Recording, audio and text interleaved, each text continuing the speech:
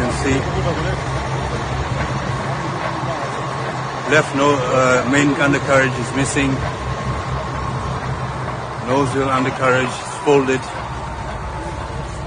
It's only the right-hand main landing gear that seems partially intact.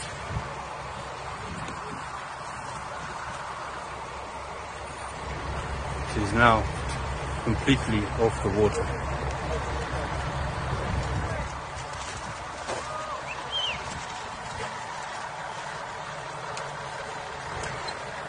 It is now completely off the water and should be resting, according to the plan, should be resting on this portion that I'm standing on the grass, well away from the